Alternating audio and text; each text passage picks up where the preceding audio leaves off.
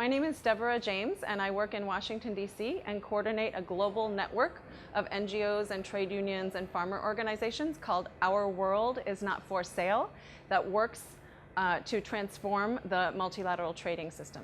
Part of the problem actually is that developed countries, so the US and Europe and other rich countries, are actually not competitive in agriculture in the world market. So they practice what's called agricultural exceptionalism, where they want free trade in everything that they're competitive in, but when it comes to agriculture, they want to maintain their subsidies and they want to maintain their tariffs.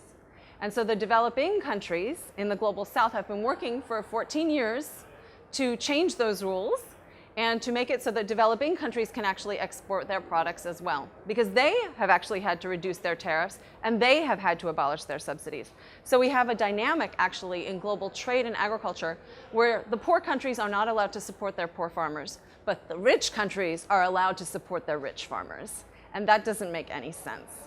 There has been now an effort by many of these countries to actually change the rules within the WTO. And to the point that WTO members have agreed to make a decision about the issue by December of 2015.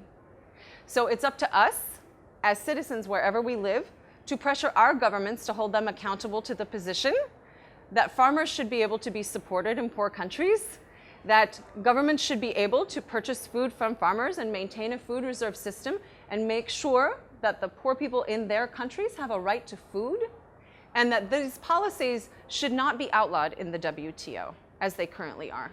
People in the EU have a greater understanding for the need for the government to have a role in agriculture, and they also, I think, have a very slightly, at least a little bit more solidarity with poor people in the global south.